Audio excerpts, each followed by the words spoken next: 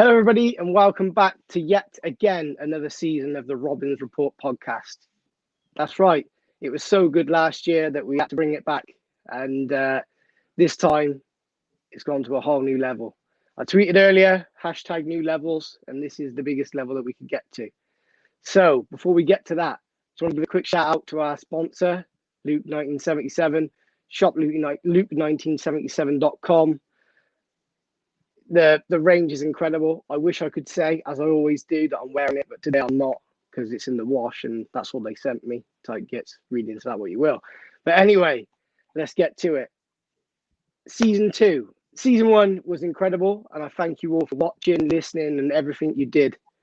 So this is a little gift to you to say we're back, we're bigger than ever, and this year it's going to be a whole new level. So without further ado, ladies and gentlemen, please welcome to the Robins Report podcast, our centre-back, my centre-back, Mr. Will Boyle. Will, how you doing, mate? Hi, mate. You're right. That was some entrance, to be fair. So I don't know where to go with that, really. To be fair. Do you know what, mate? I've been practicing that all day. Since you said you'd do it, I've been trying to how I can get in, and that's how I've just settled. Yeah, you've knocked me for 6 already, mate. I don't know how to respond to that. That's quite big, that. A man like yourself that's delivered something that nobody ever else has, along with about 20 other guys. But I've got to give you something. Yeah. I've got to give you something. Well, mate, first and foremost, how you doing? How's your summer been? And how's things with you? Yeah, I'm all good, thanks, mate. The summer was nice. I was lucky enough to manage to get away amid all the sort of disruptions with travel what were going on. So really enjoyed that. And we're still rehabbing my knee, and thankfully it seems to have recovered well. So I'm enjoying being back out there playing again in the preseason friendlies recently, and just raring to go really now. Obviously, we're only a couple of weeks away from the season, so the proper stuff. So just really looking forward to getting going now. Yeah, definitely. That's going to be my first question. I mean, we've got so much to talk about. I think if I don't talk about certain things in this episode, I will probably get shouted at a lot by a lot of people. So the first thing is, and for context for everybody, we're recording this on Sunday. So yesterday, obviously at the Johnny Rocks, we beat Coventry 2-0. Read into it what you will. I think me and you we had a conversation after. People say it's only pre-season, but it's a lot when you think about what's ahead. How good was it to get 90 minutes, like you said, back into the knee? How are you feeling after that, and how's it all going with that? Yeah, it were good to get a full game. Obviously, we've played last week. We played 70s, 75s against Birmingham, which felt like 180 in that heat last week, to be honest. So thankfully, yesterday it were a bit cooler. But that were really good. It were a first marker for me playing the first full game. So that was on a personal level that were good, and I think a lot of the lads came through with 90 minutes yesterday. So it's a big step forward in sort of our pre-season schedule. Really, we've got a couple more games. Got one Tuesday, and then obviously Saturday before Crew, the first game of the season. So it's going all right, and as a group, we feel like we're getting to somewhere where we need to be at this stage. We're feeling fit, and yesterday was a good test against obviously opposition from a higher level than us. So it was good to get the minutes in the legs against a good quality opposition. Yeah, it really was. I mean, it was some good performances as well, wasn't there? I mean, there's been a lot of talk. I know you're probably aware of it. There's a lot of talk of what we need to do ahead of this season. It's such a big season. We will get to there in a little bit, but there's one thing I want to touch on before we do get there. But you're right. There's a lot that's going to be needed this year. And that performance yesterday, I walked away from that. And honestly, I thought, wow, if we can perform like that week in, week out, pre-season aside, whether Coventry went for it or not, because at times they turned it on. I thought we dealt with it very well. And even the trialists, the boys that are in on trial, it still seems to be that we're the same Charlton Town, and we're there ready to put it on when we need to. And there were some great performances. And I said, the boys look ready. They look bang on. I messaged you, said we look bang on. ready to go for it. Is that the case for you from what you saw? Yeah, well, like you just said there, I think like you said, nothing seems to have changed, and I think with the management team and the players, I don't think anything will change. I think I've mentioned it before a few times that last season there was no doubt about it. We were the best coach team in the league by a mile, and I can't see that changing again. Especially we've been playing this system now. A lot of players as well playing the system for a long time, so we almost know it like the back of his hand. So I think we all know, especially out of possession, we're sort of. Well, we did it against Man City for 80 minutes, kept them out for 80 minutes. I know the gaffer talks about that a lot and refers back to that. But that's the facts of the matter that they were the best team in our country last season, and we kept them out for 80 minutes. So that shows how good out of possession we are as a unit. So I don't think that's going to change. There might obviously be this season a little bit more quality that might be able to break us down at times more than last season. But it was good yesterday because they've got some decent players in like attacking areas and stuff like that, and players who can break lines and got clever bits of play about them. But it's good to get exposed to that as well for all of us as a group, really, as a unit. Obviously, I had a few trialists involved with it as well, and it's been a bit disrupted with personnel because of COVID situations and injuries, etc. So the results are irrelevant in pre-season.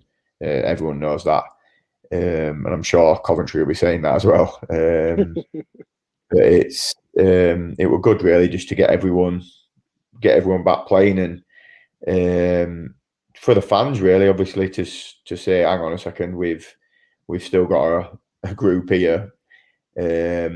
Like you just mentioned, there's been quite a lot about who we haven't brought in or whatever, but hang on, we've still got a group here who can compete almost as it stands right now.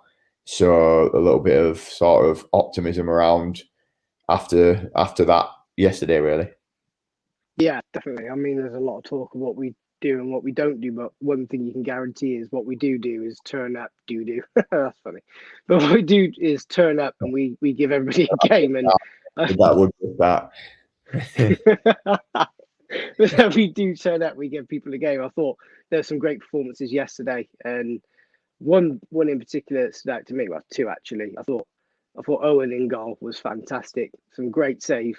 That's brilliant. When you look at the fact of we lost Griff, didn't we? And Owen's come in and he's pulled off some brilliant saves yesterday. That gives us a lot of confidence. And as fans, that's what we asked for. And again, pre-season or not, it was a great way to get 90 minutes into yourself, into the boys, and 2 games away now, and we're into the real thing. And we're ready to go. We're ready to go for League One football, and it really is an exciting experience to look forward to. It really is. But before we get into this season, I think I will get slated if I don't talk about it. So let's go back a little bit and let's talk about last season. First and foremost, thank you very much. What you and the boys did was absolutely incredible. I mean, no fans in there must have been tough. I'm sure we'll touch on that in a second. But the fact that you've delivered something that no team before ever has is just it's still to this day, it's mind blowing. It at a time where it really was needed, it brought everybody together, and I really appreciate that. So, with that in mind, last season, talk to me a little bit about it in terms of what it was like to play in an environment where you didn't have as fans, and to be playing at the step and been playing for what was at stake. Obviously, we're quite a lot made of there not being any fans in the stadium, but personally, from my perspective, after 1 or 2 games, it almost became irrelevant, really. And it was obviously there's a lot spoke about the emotions that fans can bring, and I think they obviously can give you an extra couple of percent at times when you might be struggling in a game or you might be pushing to equalise or whatever. But I think when you sort of engrossed in the game, everything around outside of the pitch becomes sort of irrelevant. So it's like once you're in the game, it's only the game that matters, and that's the only people that can impact it. Obviously, the gaffer can give you sort of his view from the side, and they've got a sort of a bird's eye view up in the stand as to what's happening from a tactical point of view to help you, and you've got to take that on board. But everything else is just sort of just noise, really. So overall, really, everyone was the same. No one had any fans, so I don't think that was a massive thing, really. But we did speak about at the start of the season how obviously the disappointment we finished on the season before, and we spoke about using it as at a meeting early on, using it as fuel. And the gaffer had a few sort of anecdotes that he used for us, looking at like Leeds, one of them. So that one hit home for me. Leeds United obviously had finished our at the game, the playoff game, when they got beat by Derby after winning the first leg. And then the next season, obviously, they went on to win the league. So we had a few sort of anecdotes as to, listen, this is what you can react this way, or you can react the other way, because the statistics showed that a lot of teams who ended up in the playoffs the next season struggle. So we were well aware of that, and obviously highly motivated to sort of get back to where we were. But ultimately, we had a belief that we were onto something good, and that ultimately came to fruition, really. Yeah, you talk about as well. Obviously, we lost Broomy, Jake Doyle-Hayes, who was absolutely fantastic that season as well. And then obviously going into this season just gone, we brought in people to come in and do a job as well, just as much as saying. But how much was it like? Was it more mental than physical? Because really, in my opinion, the squad didn't really change that much. Was it more mental and how you can use that to bounce back, and how much did that really play a part in what you boys achieved? Yeah, I think so. I think personally, I think a lot of the game's mental, to be honest. So I'd say that was probably the biggest reason. Yeah, us believing ultimately that that we were probably the best team in the league, and believing in that, believing in our system, believing in the process that we had for preparing for games and the way we approach games, and ultimately that shone through, and that was proven correct in the end at the end of the season. So I think that was a major part of it. And you talk about like the players that we lost, and you look at Reg, talk about characters in the dressing room. You look at like Reg, obviously lost Reg, who was a massive character, and was brilliant on and off the pitch. So there was almost like a the group had to become tighter as a whole. So it was obviously a great season, and it's hard really to carry on talking about it now, because we're 2 weeks away from next season. So it's like, I know it's a huge achievement, and like there was a lot of history made. But to be honest, now I'd like it to be history for the next 20, 30 years, and then reflect on it a bit more. Now we've got a job to do now for next season. So all the focus is on that now, really. Yeah, definitely, 100%. Last question, then we will move on, I promise. Obviously, Michael Duff, what a man. He's obviously a legend at the club already, put himself right up there now. And obviously, you know him better than probably most of the people. There's a lot of times last season where he was like, look, game by game, half by half. And I really did appreciate that. And I'm sure that in his mind, he believed in you boys, and as we all did. But at what point did it actually become real to you boys that, bloody hell, we could actually do this? I don't really know a natural turning point, really. Like with people like being asked in the over the course of summer and stuff, like what moment did you realise we've got a real chance? And one thing that does spring to mind was really the like Easter weekend when we played, because obviously it got built up before the game to we were just in front of Tranmere. I think we were second at the time, weren't we? And they were third. And it got put on Sky. So it's almost like everyone else is thinking, oh, this is a big game. And then to sort of dispatch of them the way we did was probably a bit of a marker, but ultimately it were 3 points, and we won a lot more 3 points throughout the season, lost a few and drew a few, which culminated in us winning the league. And the game, to be honest, another one as well was the game at Cambridge. Yeah, I was going to say that. Wade mentioned it the other day, how you look at the sort of the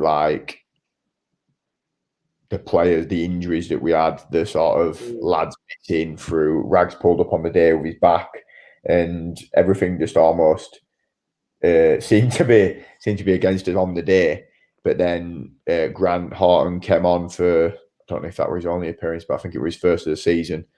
Being 1-0 up against Cambridge away was like a massive moment. It came on, I think, for about 65 minutes. As a defender, that's not an easy situation to be thrown in. And we managed to win 1-0. And you look at like the team that we actually finished with on the pitch.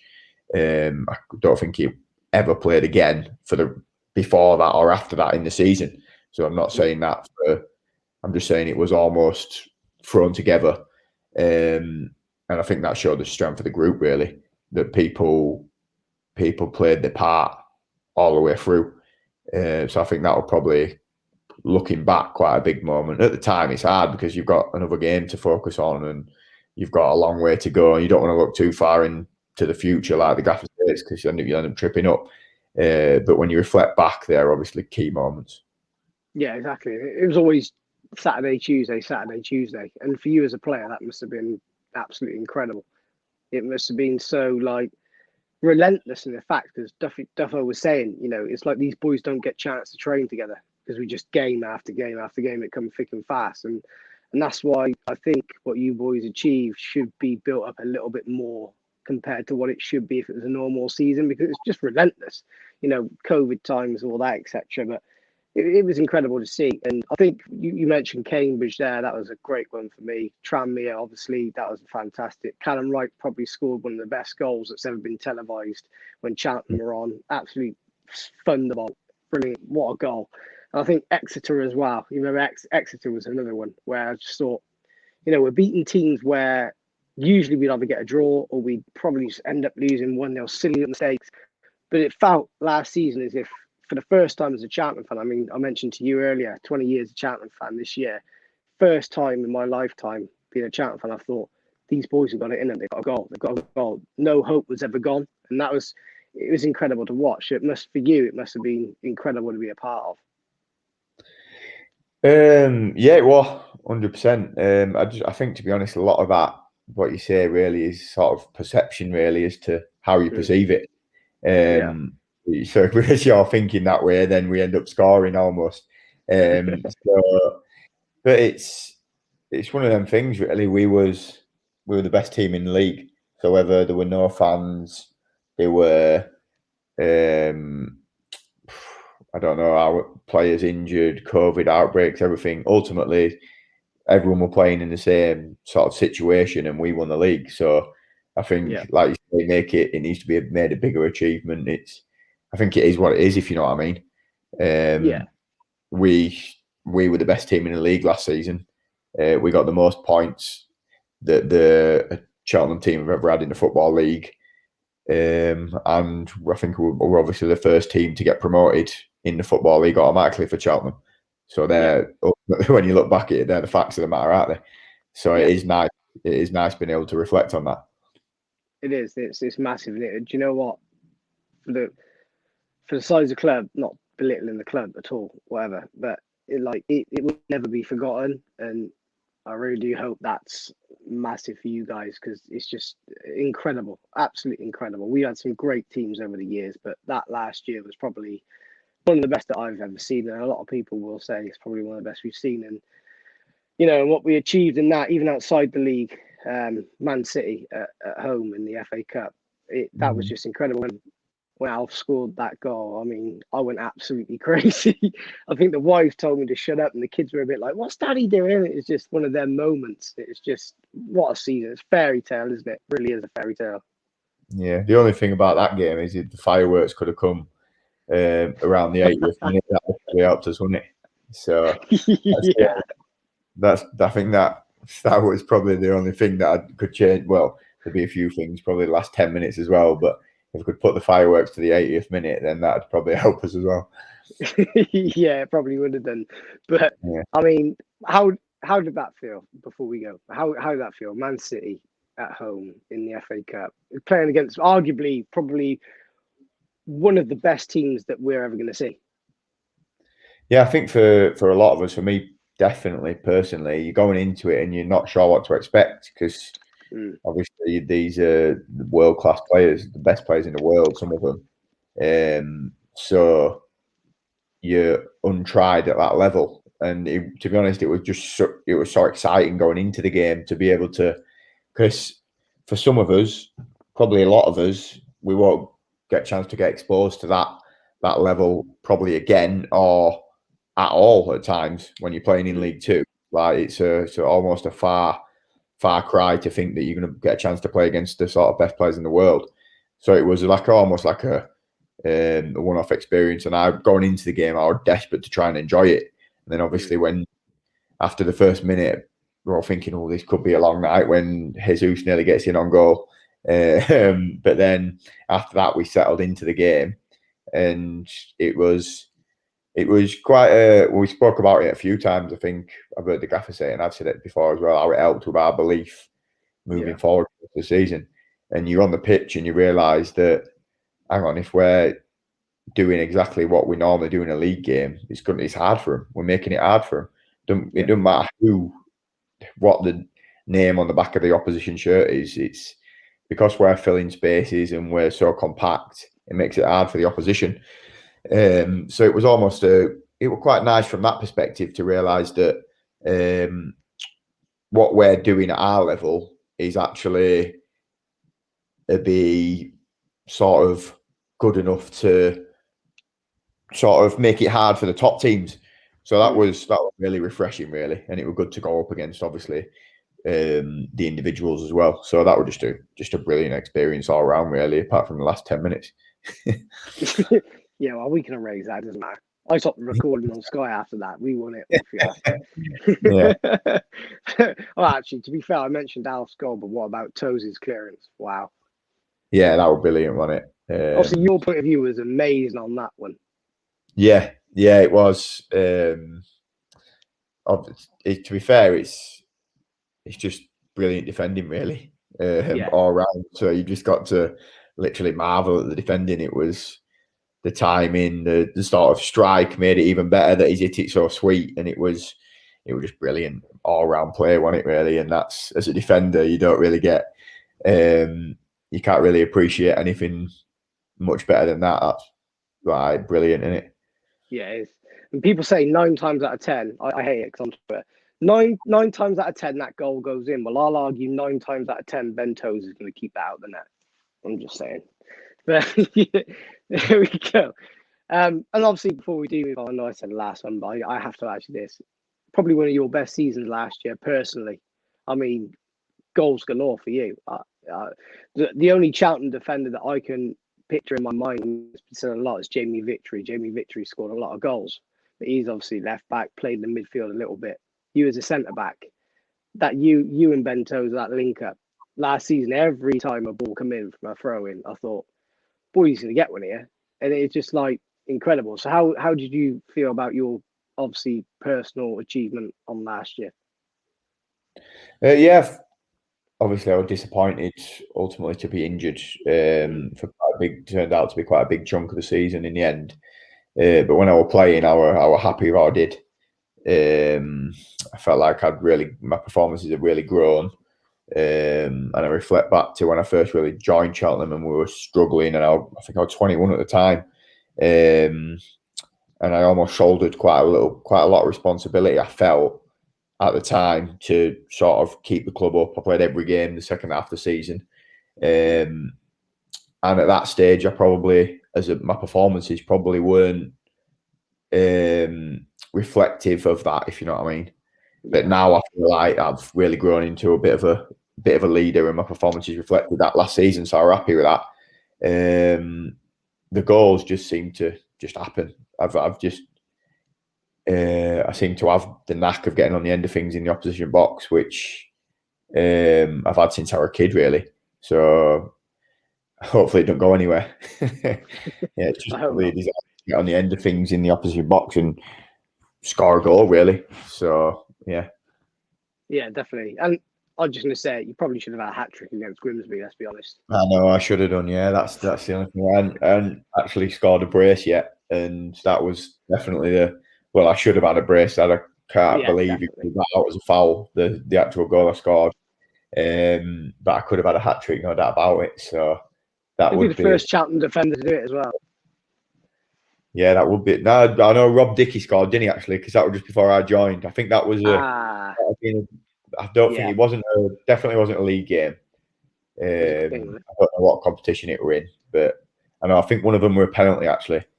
So he might. I'm guessing it was the third one that he went and took the penalty. So to get it, but yeah. I mean, honestly, I still to this day, it bugs me that you didn't do it, because that would have just been incredible, and it would have topped the season off amazingly for me.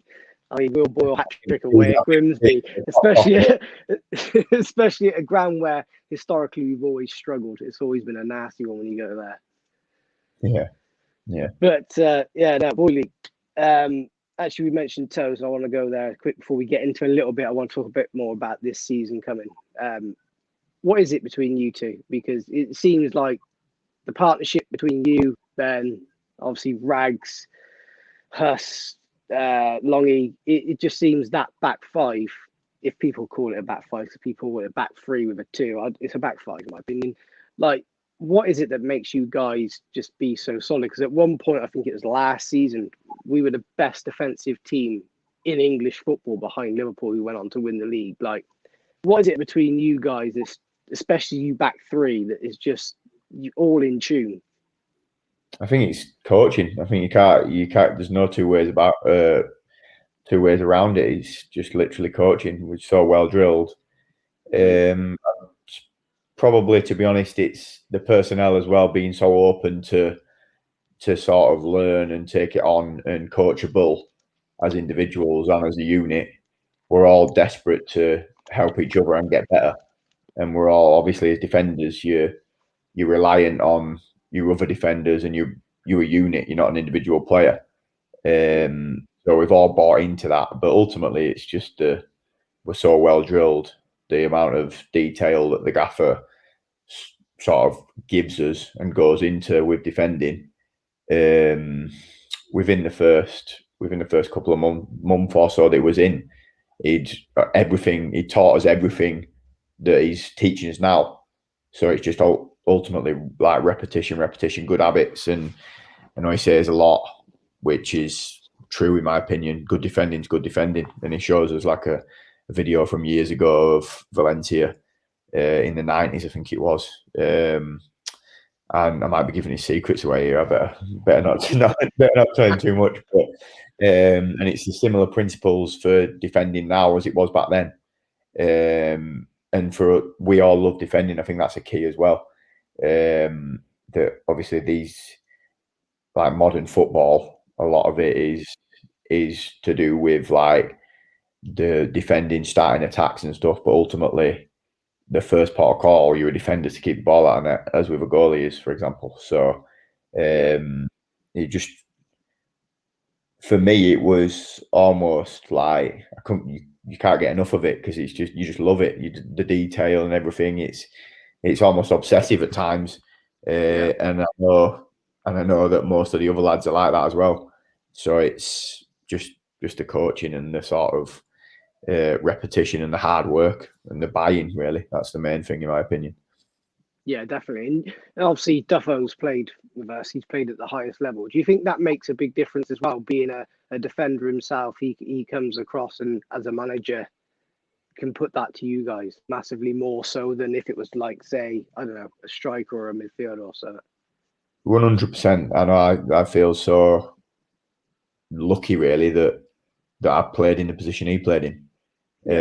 Because he's been there, done it, lived it, played at every level, come up against every different type of striker. So he's lived it, so he can experience. He's experiencing what you're experiencing or what you have experienced. So he can. It might not always work for each individual defender, but he's got sort of techniques and like ways of you can say, hang on, if this not working, try this or look at this. That he's been through and lived, so he knows what worked for him. And obviously, as a striker, his detail with the strikers isn't too bad either, really, because he says how that's what he didn't want them doing to him. So, but yeah, I think I'm so lucky to be a defender and have the gaffer, really. Yeah, I mean, learning from one of the best in my opinion, but maybe I'm biased because I'm a Cheltenham fan. I don't know. But yeah, we touched on the coaching staff there. The coaching staff as a whole has been solid, hasn't it? To be honest with you, I mean, I mentioned G before the pod. I sit in the auto village. I can hear Wade Elliott barking down at Duffo shouting back up to Wade, and it just seems like it's in such a good place between them, and it must be just amazing to work under. Yeah, I think it's not just obviously the coaching staff who we've touched on the gaffer a lot, and you've got likes of Russ who's Cheltenham through and through, and sort of a calming influence really, as to never really seems to get flustered by anything, which I think is a brilliant sort of habit to have, especially when you're a leader of people. But also the backroom staff. So you've got the likes of like Gav, Jimbo, Murph. I don't want to miss people out. Josh. Gru has come in. Like everybody is sort of bought into the ethos of the sort of team before the self. Really, that's a Leeds one, side before self, which I quite like, to be fair. But it is everyone really bought into it, and they're ultimately trying to be the best they can at their job, which is then helping the environment improve. So it's just a good place to work, really, to be honest. Like everybody enjoys going in, from what I know anyway, and I know I certainly do. Everyone enjoys going in every day to try and be a little bit better than we were yesterday and see where that takes us, really. I think that's probably the first point to do, isn't it? If you can improve on the person you are of yesterday, then you always go forward, so to speak. I don't know if that's motivational or whatever, but yeah. Yeah, I like that. Yeah, that's quite deep. I like that one. That's not bad. That's my little bit of coaching that I did coming out there. Yeah. You know, there you go.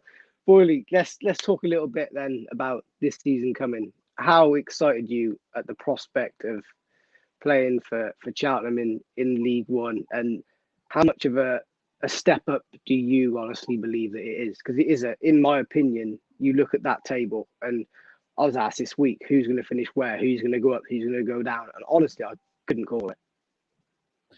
Yeah, to be honest, spoke earlier about perception, and I think that's ultimately the levels in football are a perception, really. It's because we'll be playing Sunderland, we'll be playing Sheffield Wednesday, and the history that they've got in like the football pyramid and stuff. Ultimately, we're in the same division at this moment in time. We're in the same division, so we're playing at the same level. So whatever's gone in the past or whatever's to come in the future is irrelevant, in my opinion. Again, so it's just it's a brilliant challenge for us. We've got literally nothing to fear and like nothing to lose, really, and everything to gain.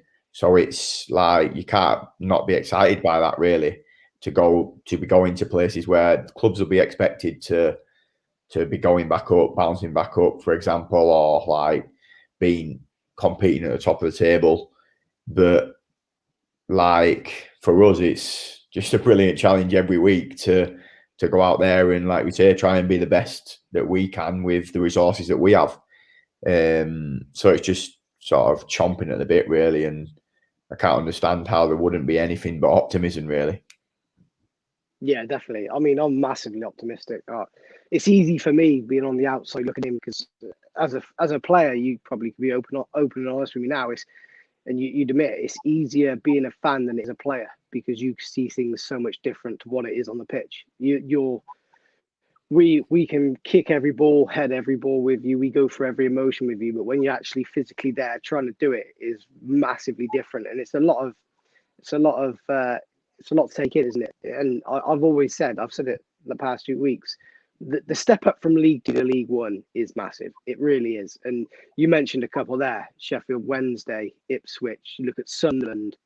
Like, you could be playing in stadiums, especially some stadium alike, for an instance. Well, even Portman Road, Ipswich, Premier League status stadiums. Like, as a team, how's Duffo brought that across to you? Because I'm guessing you boys must have spoke about it, the prospect of what we're gonna be up against this year. Yeah, Tom. Firstly, I'd probably disagree with you a little bit, to be honest, because I think it's a fact that stadiums don't win leagues. No. So regardless of how big your stadium is, you've got 11 players on the pitch who've got to produce. So it's like there is everything around each club and the amount of fans, the amount of resources teams have. We will have that this season, and there's no getting away from it or anything like that. But I don't think that's anything for us to fear, if you know what I mean. Yeah. So the gaffer's probably just we haven't. It is what it is almost. So we've got to deal with it, and how best can we apply ourselves with the resources that we've got? Let everyone else do what they've got to do with their resources, and then see where we end up, basically, in it. So it's just an exciting challenge to be able to have the opportunity to go and do that. It is. It really is. It's massively exciting. I mean, what about you? Even Saturday, I keep bringing it back. It's like, I know it's pre-season, but you're looking at it going, this is the caliber of team that we could be mixing with. This team's got it, and we're going to go and do that next season. And it's almost like pressure's off into a certain extent. It does feel like pressure's off because it's a free hit. Chatham Town in League 1. I mean, we've been there so many times. Highest finish is 17th. I honestly believe, without putting too much pressure, Boyle, going to say, I honestly believe that we can better that. This squad is capable of doing that. It's all about that self-belief. Like, for you personally, what would be, I don't want to put you on the spot too much, but some sort of expectation into this year? Or is it the same as I just said, just a free it, go and do what we got to do? Yeah, we're going to have that conversation, I think, as a group, probably in the next week or so, you'd imagine, before the start of the season, obviously. No, but personally, to be honest, not really too much expectation, as opposed to trying to be the best, like we mentioned before, just trying every day to get better and better and see where that takes us. We might go to Crewe the first day of the season and get pumped 5-0, and then all of a sudden your expectations start changing. So it's trying not to like almost limit ourselves as well at times. Because I think if you did, well, we didn't last season. We didn't say our goal wasn't to win the league last season. As the season rolled on, we readjusted and we was like, you become within a chance of it. So I don't know. I just think we've got to be careful personally to sort of either limit ourselves or sort of not. Yeah, it's a tough one to answer, really. I don't really know, Tom. I'll probably dodge that. Nah, it is a tough one. I mean, it's obviously it's the unknown, isn't it? I mean, like exactly that. So it's almost just enjoy it, do the best we can, and see where we end up. So yeah, definitely. I'm with you on that. I've said it so many times. Open-minded. Let's go into it. We know what we're capable of. Nothing's changed. Nothing. Obviously, we've lost a couple. We're going to get a couple in, I think. Nothing's changed. Fundamentally, nothing's changed. We haven't changed manager. We've not changed personnel. We are going to go into this season the same team fundamentally that we were last season and the season before that. And if we can take that into League 1, I have zero doubts in my mind that you boys have got what it takes to go and surprise a few.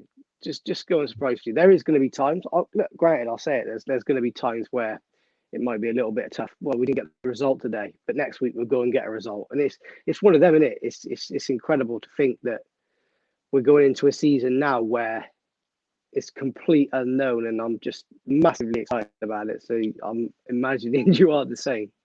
Yeah, exactly, mate. And like we've said, I've said it a few times already on here that how like we've got obviously nothing to fear, and it's just we've been on a journey with the staff and the backroom staff and a core group of the players have been here now for 2-3 years, and this is the next step almost on that journey. So it's like just pure excitement. What can we achieve now? What can we achieve next? And obviously the fans. The only downside is really the fans was on that journey with us before coronavirus hit, and then the climax of the journey so far has been with the fans not being able to actually be present and see it all, which is the massive downside. But that's obviously for every team as well. So now this is, I think that's why I think it's how there can't be anything but optimism. Fans are back. We're playing higher level against higher caliber of team and club, as we've already spoke about. So it's just pure excitement, really, and like let's just enjoy this period of the journey like we have so far throughout. So yeah. Yeah, definitely. That was going to be my next question, actually. How much do you think, personally, maybe you can speak, the leader you are, probably could speak on behalf of the squad. How much do you think the fans this season could play a part in just getting you boys along? Yeah, I think massively. I think, like I said about, I mentioned earlier about how it blurs, like when you're on the pitch. For me personally, I can't speak for anyone else from that. You're in the game and everything's blurred out. But then when you score, for example, it's a different story. That almost euphoria and that, or when there's like a tackle or like a block, that when everything goes up and it fills people with like sort of adrenaline, and that there's not much that can be said for that. That's just football. That's what everyone loves the game for, and it's an emotional game, really. So I think hopefully if we can get the stadium chocker and we can get a few big boys down and we can do what we can to sort of make it as hostile as possible, then it'll be a brilliant challenge every week. And I think hopefully the fans will be able to watch some good football. So it'd be great to have a packed Johnny Rocks or Wadham Road, whichever you prefer to say, again next season. I think it'd be brilliant for everyone, for the fans, for the players, for the club, for the town, really. Yeah, you put that Wadham Road for me, didn't you? Because it's a Johnny Rocks, but I always call it Wadham Road. It's what it is. It wasn't actually from you, Tom. No, it's just I did struggle to change to start calling it Johnny Rocks. Although obviously I should be doing, but when you know a stadium or if someone has a certain name, it's hard to change in it at times. It is. It really is. All that matters to me is this church. I go there on Saturdays to air my sins, and I leave happy or I leave very sad. Results depending, I suppose, on how I leave. But yeah, no, Will, honestly, I think we'll leave it there. I've took a lot of your time. Just before we go, I know we spoke about fans just briefly, but for everybody that's watching, listening, what would be your personal message to the fans ahead of this new season? Just it'd be brilliant to see as many as possible down at Wadham Road and in for the games. Really, obviously we've got. I don't know. I'm not sure who the first home game is, but hopefully that'll be Wickham. Wickham. Yeah, that'll be a bit of a buzz around the place, really, and hopefully that'll be the first of many home games this season where we can all get together and enjoy football again. Really, a bit of normality, and hopefully we can pack the stadium out as much as possible. Really, and we as a group of players and staff can send people like yourself home more happy than sad on a Saturday afternoon or Tuesday evening. Yeah, that'll be my message, mate. Wow, if anybody's like me, I'll just be happy to be back. But yeah, I know what you mean, and that's Yeah. an excellent message. And best of luck to you and the lads, and obviously to the staff, everybody. It's going to be one hell of a ride Fasten your seatbelts now. We're 2 weeks out. Is it still 2 weeks out? Yeah. Wow, what a day it's going to be, crew, in 2 weeks time, starting away, which is pretty, for me. No offense to DFL, bit crap that we didn't get a home game to start with, but that's my opinion. But no, it's going to be one hell of a ride. There is 71 other clubs to think about as well, though, I guess, isn't there? So yeah, we might be a bit biased. That's it, mate. That's it. But honestly, good luck to you and the boys. We'll be with you every step of the way. And yeah, thanks for coming on. I really, really do appreciate it. And No worries. yeah, thank you. Like I said, thank you for coming on. All the best. I'll be there with you every step of the way. And everybody else will be. Top man. Well, thank you. Thank you, mate. I appreciate it. Well, Cheers, everybody, that's it. Season 2 of the podcast is underway. I said new levels are going to be reached, and I think it's fair to say today they have been. I hope you guys have enjoyed this as much as I have. It's been absolutely incredible to get Will Boyle. I've just interviewed Will Boyle. Sorry, I'm fanboying again, but it is what it is. Thank you everybody for watching. Please do make sure you subscribe, like, and comment on the videos. And of course, like I mentioned earlier, it's not too late. We've got until the 30th of August to vote for the Robins Report to be the best club content creator in the FACs, which is football fans content. You can go to @Robins_report, see the pinned tweet, and just copy "I am voting for," and from there you'll get it. If you could all vote, I'd really appreciate it. No expectations. This is what it is. But it would mean a hell of a lot for me to do that. And shout out to Charlie Raglan. I really appreciate you for doing that the other day. I didn't expect that. Nearly cried. Gotta be honest, one of my favourite players. And you will, obviously.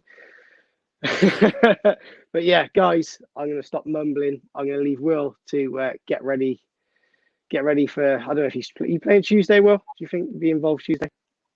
Hey, I think we'll all be playing Tuesday. I think it's only one game now, isn't it? So everyone will be there, yeah. Yeah. So see Will Tuesday, Hereford. I encourage everybody to go. I'll be there, of course. And then Johnny Rocks Saturday. And then that's it then. We're into the real thing. So everybody, please stay tuned. Thank you for watching. I appreciate support. Thanks again to Will Boyle, the legend that is, for joining me. Thanks to our supporters. Thanks to Luke Roper for sponsoring the pod. Until next time, come on, you Robins!